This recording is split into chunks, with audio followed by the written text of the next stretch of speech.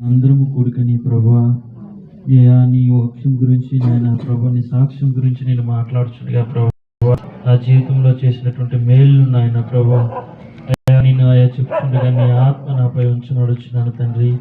అయా నా జ్ఞానం కానీ నా వివేచన కానీ ప్రభా కేవలం నీ యొక్క ఆలోచన చేత జ్ఞానం చేత నన్ను నడిపించండి ప్రభా. నా మాటలు నాయన ప్రభా అయా నీ వాక్యం అంటున్నావు అయా నీ యొక్క సత్క్రియలు చూసి అనేక మంది నాయన ప్రభా నీ యెహోవాకు నాయన ప్రభా మహిమ కలుగులాగా మా జీవితంలో ఉండేలాగా సహాయం చేయమడుచున్నాను. నీకు సాక్షిగా నన్ను నిలబెట్టుకుని నడుచున్నాను. నీవే మహిమ ఘనత ప్రభువాలు పొందుకోమని యేసయ్య పరిశుద్ధ ప్రశస్తి ప్రార్థించడి పెట్టుకుంటున్నాం తండ్రి. ఇక్కడ వచ్చినటువంటి దేవుని బిడ్డలందరికీ కూడా నా వందనాలండి. అదేవిధంగా అయ్యగారికి కూడా నాకు ఈ అవకాశం సాక్ష్యం చెప్పడానికి నా వందనాలు తెలియజేస్తున్నాను. అయితే యాక్చువల్గా ఈ యొక్క కూడిక అసలు 3 months నుంచి కూడా పెట్టుకోవాలని అనుకుంటున్నాను. అంటే డిసెంబర్ క్రిస్మస్ టైంలో కూడా పెట్టుకోవాలనుకున్నాం. అయితే మరి క్రిస్మస్ ఇవన్నీ ఉండడం వల్ల లేట్ అయిందండి. యాక్చువల్గా ఈ ప్రార్థన కూడిక ఎందుకు పెట్టుకోవాలనుకుంటున్నాం అంటే నేనేమనుకుంటానంటే మన జీవితంలో దేవుడు అనేక మేలు చేస్తాడు. చూడండి, మనం ఈ లోకంలో ఎవరైనా మనుషులు మనం హెల్ప్ చేసామనుకోండి థ్యాంక్స్ చెప్తాం, ఎందుకంటే మనుషులు మనకి ఎదురుగా కనిపిస్తారు కాబట్టి. కానీ దేవుడు కూడా మనకు తెలియకుండానే మనుషులు మనకు సహాయం చేశారనుకోండి మన వ్యక్తిత్వాన్ని బట్టి చేస్తారు. అంటే మనం మంచి వాళ్ళం అనుకోండి కొంతమంది సహాయం చేస్తారు, మనం చెడ్డవారు అనుకోండి కొంతమంది సహాయం చేయరు. కానీ దేవుడు మంచివారితో కాకుండా చెడ్డవారు అయినప్పటికీ కూడా మనల్ని దేవుడు ప్రేమిస్తున్నాడండి. ఎంతమంది నమ్ముతున్నారండి? మనం చెడ్డవారు అయినప్పటికీ ఇక్కడ ఉన్నటువంటి కూర్చున్న ప్రతి ఒక్కరు కూడా దేవుని నమ్మకం ఉంది. ప్రతి ఒక్కరి జీవితం కూడా ఎవరిది కూడా మంచి జీవితం కాదండి. కానీ దేవుడు మనల్ని ప్రేమించాడండి. మనల్ని ఎంత ప్రేమించాడంటే చాలా మంది ఏమనుకుంటారంటే మనం దేవుని నమ్ముకున్న తర్వాత ఎటువంటి ప్రాబ్లమ్స్ రావు, ఎటువంటి సమస్యలు రావు. చాలా మంది అనుకున్నది ఏంటంటే దేవుని నమ్ముకున్న తర్వాత మనం చాలా హ్యాపీగా ఉంటాం అనుకుంటామండి. కానీ దేవుడు ఏం చెప్తున్నాడంటే దేవుడు మనల్ని అనేకమైన కష్ట మార్గాల్లో నడిపిస్తాడండి. అలాంటప్పుడు దేవుని విడిచిపెట్టకూడదు. కొంతమంది స్వస్థత కోసం వస్తారు, స్వస్థత తగ్గిపోయాక మానేస్తారు. దేవుని దగ్గరికి మనం స్వస్థత కోసమో లేకపోతే దేనికోసం రాకూడదండి. నేను అందుకే ఒక్కొక్కసారి అంటే నా మనసులో నా అభిప్రాయం అండి, నేను ఏమనుకుంటానంటే ప్రసంగం అన్నీ మనం చేసే కన్నా మన జీవితాన్ని నలుగురికి సాక్షిగా మనం జీవించగలిగితే నలుగురిని మనం అంటే దేవుడు మన జీవితంలో చేసిన కార్యాలు చూసి నిజంగా దేవుడు అనేక మందిని మాట్లాడగలిగితే అంతకన్నా దేవుని మహిమ ఏం లేదండి. మత్తయి సువార్తలో దేవుడు అంటాడు ఆయన మహిమ పొందడానికి మన సత్క్రియలు చూసి దేవుడు మహిమ పొందేటట్టు మన ఈ లోకంలో వెలుగుగా ఉండాలండి. అయితే నా జీవితంలో చిన్నప్పుడు మీ అందరికీ తెలుసు, నేను సండే స్కూల్ నుంచి కూడా ఈ చర్చిలోనే వాక్యంలో ఉన్నాను, చాలాసార్లు మందిరంలో కనిపించాను. కాకపోతే నేను దేవుని నమ్ముకున్న తర్వాత కూడా చాలా శోధనలు చాలా కష్ట మార్గంలో వెళ్ళాను. అయితే ఈ గ్రామంలో దేవుని నమ్ముకున్న తర్వాత మీ అందరికీ తెలుసు. అయితే మీ కుటుంబంలో దేవుని నమ్ముకున్న తర్వాత ఒకటే మేము ఆధారపడ్డాము, మా నాన్నగారైనా అమ్మగారైనా దేవుడు మనల్ని నడిపించాడు, దేవుడు బ్రతికిస్తాడు మనల్ని, అంటే దేవుడే మనకు తోడనే ధైర్యం మీద మేము నిలబడ్డామండి. మనుషులు అంటే సహాయం చేయకపోతారని కాదు, కానీ దేవునిపై ఆధారపడాలి.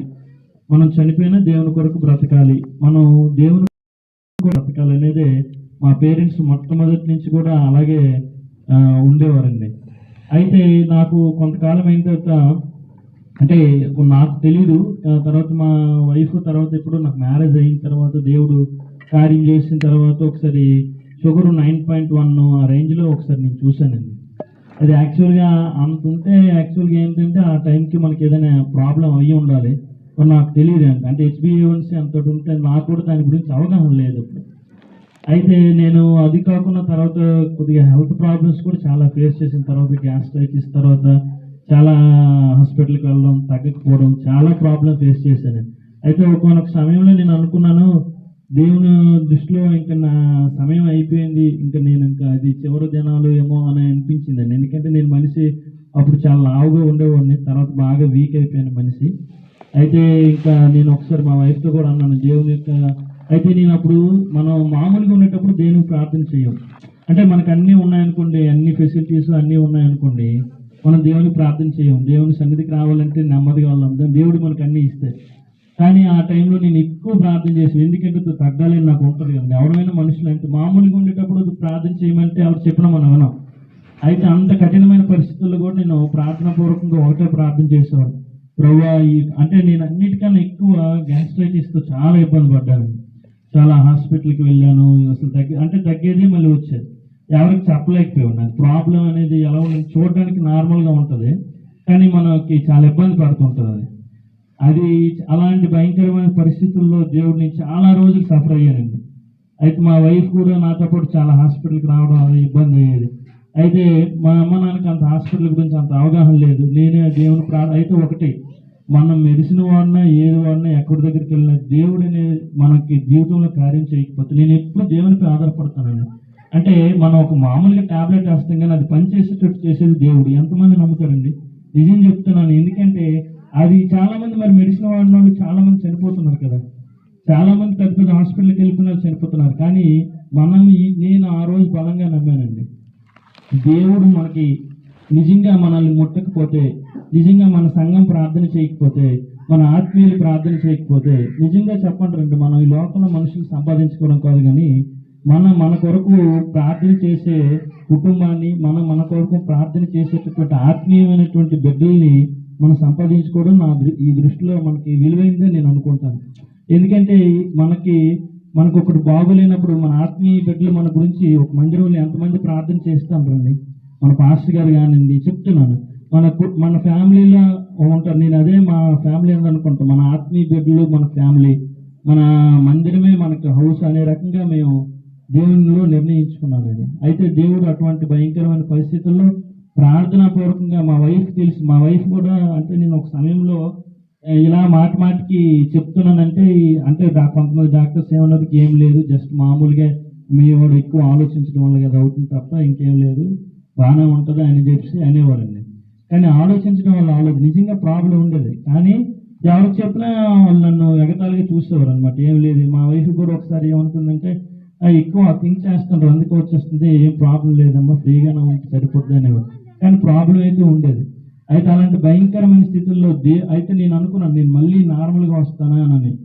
అలాంటి భయంకరమైన పరిస్థితుల్లో మాత్రం దేవుడు నిజంగా ఆ తర్వాత నుంచి ఎప్పుడు నేను షుగర్ కానీ ట్యాబ్లెట్ ఇంతవరకు వాళ్ళకి గ్యాస్ట్రిక్ ట్యాబ్లెట్ కూడా కంప్లీట్గా తీసేసానండి. మెడిసిన్ కూడా కంప్లీట్గా మానేసి దేవుడు మన జీవితంలో నేనేమనుకుంటానంటే ఆరోగ్యం లేకపోతే మనం ఏమి చేయలేమండి. మనం ఏం చేయాలన్నా ఆరోగ్యం ఉండాలి. నిజంగా అలాంటి ఆరోగ్యాన్ని మనం చూడండి, లక్షలు ఖర్చు పెట్టుకున్న ఆరోగ్యం మనకు రాదు. మనం అంటే దేవుడు ఇచ్చే ఆరోగ్యం ఎలా ఉంటుందంటే సంపూర్ణమైన ఆరోగ్యం, అది ఎప్పటికీ పర్మనెంట్గా ఉంటుందండి. అయితే అలాంటి ఎందుకంటే మనం ఈరోజు ఏదైనా పని చేయగలుగుతున్నామన్నా కూడా ఆరోగ్యమే. ఇప్పుడు నేను ఒక ఉద్యోగం చేయగలుగుతున్నానంటే ఆరోగ్యం లేకపోతే చేయలేరు కదండి. నేను స్కూల్లో టీచర్గా పనిచేస్తున్నాను, ఆ స్కూల్లో టీచ్ చేయాలంటే ఆరోగ్యం లేకపోతే వాళ్ళు తీసుకోరు కదా. సో మీరైనా అంటే నేను హెల్త్ ఈజ్ వెల్త్ అన్నట్టు మనకి దేవుడు ఆరోగ్యాన్ని మనకి ఇచ్చాడండి. అందుకే దేవునికి మనం కృతజ్ఞతగా ఉండాలి, దేవుని పిల్లలు పిలుచుకోవాలి, దేవునికి సాక్షిగా ఉండాలి అని నేను ఒక నిర్ణయం తీసుకున్నాను. దేవుని కొరకు ఈ గ్రామంలో మనం సాక్షిగా బ్రతకాలి. మన జీవితంలో యేసు ప్రభువుని నమ్ముకుంటే మన జీవితాలు కష్ట మార్గంలో ఉన్నా కూడా దేవుడు వెలుగుగా మనల్ని నింపుతాడు అని నేను అర్థం చేసుకున్నానండి. అలాగే నా ఉద్యోగ విషయంలో కూడా చాలా సఫర్ అయ్యానండి. ఆరోగ్యం విషయంలో దేవుడు నిజంగా నేను అనుకుంటున్నాను, నేను ఎక్కువగా ఒక్కొక్కసారి అంటే బాగున్నప్పుడు ప్రార్థన చేయడం తక్కువ అనమాట. ఒక్కలో పడిపోయి అలాగే బిజీగా ఉండిపోయి. కానీ నేను అనుకుంటున్నాను, నేను దేవుడికి ఎక్కువగా ప్రార్థన చేయడం మానేశాను, దేవుళ్ళకు తగ్గించేశాను. కానీ దేవుడు నా జీవితంలో మళ్ళీ మనల్ని ఎందుకు క్షమిస్తున్నాడు, మళ్ళీ మనం ఎందుకు మారాలని అనుకుంటున్నాడు మనల్ని ఎందుకు. అందుకే దేవుడు మనం ఎన్ని మార్లు తప్పు చేసినా ప్రేమించే దేవుడు అండి. అందుకే ఆయన దగ్గర నేను ఎప్పుడు ఒకటే మాట, మనస్ఫూర్తిగా కానీ మన తప్పులు ఒప్పుకొని ఆయన ఎదుట ప్రార్థన చేస్తే దేవుడు నువ్వెంత పాత్రైనా ఎలాంటి వ్యక్తి అయినా ఎంతమంది మనుషులను తిరస్కరించినా కూడా దేవుడు ఎప్పుడూ తిరస్కరించండి. దేవుడు ఎప్పుడు కూడా నువ్వు ఆయన వైపు రావాలని కోరుకుంటాడు, నువ్వు ఆయన కొరకు సాక్షిగా బ్రతకాలని కోరుకుంటాడండి. అయితే నా జీవితంలో దేవుడు అది ఎందుకంటే నేను ప్రత్యక్షంగా అనుభవించాను కాబట్టి నేను మళ్ళీ అలా సాక్ష్యం చెప్తానని అనుకోలేదు. అలాంటి భయంకరమైన పరిస్థితుల్లో అనారోగ్యం నుంచి దేవుడు కాపాడాడు. దేవుడు అదేవిధంగా నా వివాహ విషయంలో కూడా దేవుడు కార్యం చేశాడు. అయితే రీసెంట్గా నేను ఒక జాబ్ చేసేవాడిని అండి, అప్పుడు బొబ్బుల్లో చేశాను. అయితే ఈ 2 months అయిపోయిన తర్వాత ఎందుకో 4 months అక్కడ చేసేటప్పుడు 2 months అయిన తర్వాత ఖాళీగా ఉండిపోయాను. 4 months అలాగా అంటే కరోనా రాయడం కొంత, తర్వాత 4 months మధ్యలో అయిపోయాను. 4 months అలా ఇంటి దగ్గర ఉన్నాను, ప్రార్థన పూర్వకంగా ఉన్నాను. దేవుడు అయితే ఒక్కొక్కరు చాలా మాటలు అయితే నాకు అనారోగ్య విషయంలో కూడా చాలా మంది ఇంకా కష్టం అనేవారు అనమాట. అంటే నాకు తెలిసిన వాళ్ళు ఎవరు, కానీ దేవుడు అసాధ్యమైనది కూడా సాధ్యం చేయగలడండి. నేను నిజంగా ఆశ్చర్యపోయాను, నేను భయపడిపోయాను. చాలా మంది ఒకసారి వచ్చిందంటే ఇంకా మా లైఫ్ లాంగ్ ఇంక మా కష్టం అనేవారు. అంటే దేవుడు అందుకని ఆకాశం మన మీద పడిపోయినా మనం ధైర్యంగా ఉండొచ్చండి. మనకి ఏ వ్యాధి వచ్చినప్పుడు కూడా డాక్టర్ ఉంటే మనకు ధైర్యం ఏమో లేదు, కానీ ఎవరున్న ధైర్యం లేదు, కానీ దేవుడు మన ఉంటే మాత్రం మనం ధైర్యంగా ఉండొచ్చండి. అందుకే నేను ఎప్పుడు కూడా ఒకవేళ ఎవరికైనా బాగోకపోతే నేను ఒక దేవుని పైన ఆధారపడి ప్రార్థన చేయను అంట. ఎందుకంటే ఇవన్నిటి మీద నాకు నమ్మకం లేదు. ఎందుకంటే దేవుని యొక్క రుచి మనం రుచి చూసి తెలుసుకున్నందుకు దేవుని యొక్క కార్యములు మనం రుచి చూసినప్పుడు మనం ఎప్పటికీ దేవుని విడిచిపెట్టమండి. మా కుటుంబంలో అంటే ఇక్కడ మా ఫ్యామిలీలో ఎన్నిసార్లు చెప్పినా ఎంతమంది చెప్పినా దేవుని విషయంలో ఎందుకు అంత ధైర్యంగా ఉంటామంటే దేవుని యొక్క అంటే రుచి, దేవుని యొక్క అద్భుత కార్యములు, దేవుని యొక్క నిజంగా మనం చేసే కార్యములు మనం రుచి చూసినప్పుడు మనం ఎవరు మానలేమండి.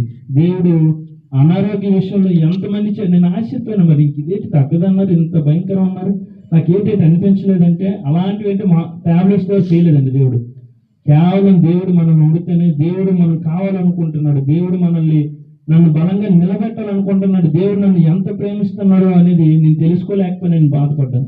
అప్పుడు ఆ రోజు నేను ప్రార్థన చేశాను, ప్రభువా నా జీవితంలో నేను నిన్ను ప్రేమించకపోయినా, నేను నీలో బలంగా లేకపోయినా నువ్వు నన్ను ఎప్పుడు విడిచిపెట్టలేదు అని. కానీ నేను ఒక్కొక్కసారి నిజంగా బాధపడతానండి. మన జీవితంలో దేవుడు ఎన్నో కార్యాలు చేస్తాను. ఒక్కొక్కసారి బండి మీద వెళ్ళేటప్పుడు భయంకరమైనటువంటి పాములు, భయంకరమైనటువంటి మార్గం వెళ్తున్నప్పుడు మనం క్షణికమైన జీవితం, అలాంటి భయంకరమైన పరిస్థితుల నుంచి దేవుడు నిజంగా కేవలం దేవుడు మాత్రమే ఆ కార్యం చేయగలడండి. రెండవది, నా ఉద్యోగ విషయంలో కూడా దేవుడు చాలా సహాయం చేశాడు. తర్వాత మా వైఫ్ విషయంలో కూడా తను కూడా లాంగ్ అవుతున్నప్పుడు, దూరంగా వెళ్తున్నప్పుడు దేవుడు తన విషయంలో మేము ప్రార్థన పేరు తను సఫర్ అయ్యేది పిల్లలతో, అయితే దేవుని కృపను బట్టి ఆవిడ కూడా దేవుడు మంచి ఉద్యోగాన్ని దయచేశాడండి. తను కూడా అప్పుడు వర్క్ చేస్తుంది.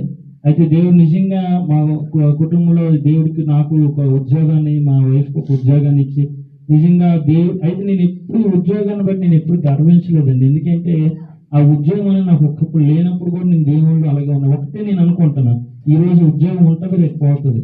అంటే ఉండొచ్చు ఉండకపోవచ్చు, కానీ మనం దేవుని కొరకు ఉంటున్నామా అంటే మనకు ఇచ్చిన ఉద్యోగం దేవుని కొరకు మహిమకరంగా వాడుతున్నామా, ఇది దేవుడు ఇచ్చాడని నేనైతే నమ్ముతున్నానండి. దేవుడు ఇస్తేనే వస్తుంది. మనం అనుకున్నట్టు మన జ్ఞానంతో రాదు, మన తెలివితో రాదు. దేవుడు ఒకటి గుర్తుపెట్టుకోండి, దేవుడు ఒక మనిషి విషయంలో ఒకటి చేయకూడదు అనుకున్నప్పుడు మనం ఎన్ని లక్షలు ఖర్చు పెట్టినా దేవుడు ఆ కార్యం చేయడు. దేవుడు చేయాలనుకున్నప్పుడు ఎంతమంది మనుషులు అడ్డు పెట్టినా దేవుడు ఖచ్చితంగా చేస్తాడు. అందుకే మనం మనుషుల వైపు కాకుండా దేవుని వైపు చూసి నడవాలి. నేను ఇక్కడికి వచ్చి ప్రతి ఒక్కరు దేవునిపై ఆధారపడాలి, దేవునిపై మన నమ్మకాన్ని పెట్టుకోవాలి, దేవునికి భయపడి మనం జీవించాలి, దేవునికి లోబడి మనం జీవించాలి అని మనం అనుకోవాలని నేను అనుకుంటున్నానండి. అయితే దేవుడు అనారోగ్య పరిస్థితుల్లోనూ, నా కుటుంబ పరిస్థితులు, ఉద్యోగ విషయంలోనూ కూడా చాలా అద్భుతమైనటువంటి కార్యాలు చేశాడండి. కాబట్టి దేవునికి కృతజ్ఞతాస్తుతులు చెల్లించుకోవాలి, నా ఆత్మీయ బిడ్డలకు తెలియపరచాలి నా జీవితంలో ఏం చేశారనేది అనుకోవడం కోసమే ఈ యొక్క ప్రార్థన కూడిక అనేది పెట్టడం జరిగిందండి. మీరు అందరూ వచ్చినందుకు కూడా చాలా ధన్యవాదాలండి. Thank you all.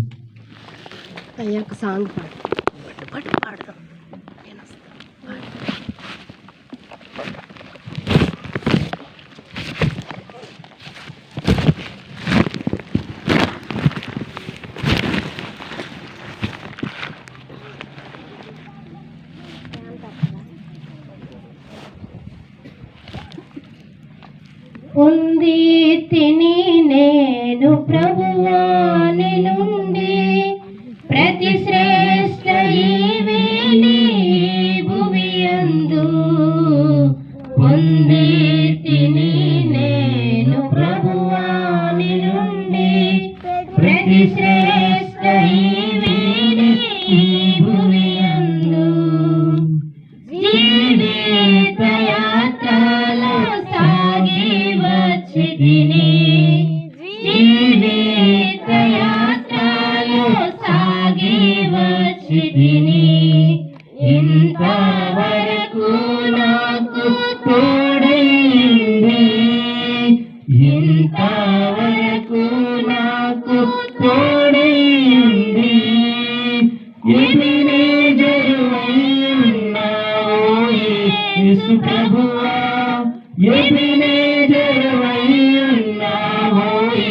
యేసు ప్రభువా నా రక్షణ కర్తావు నీవైతివి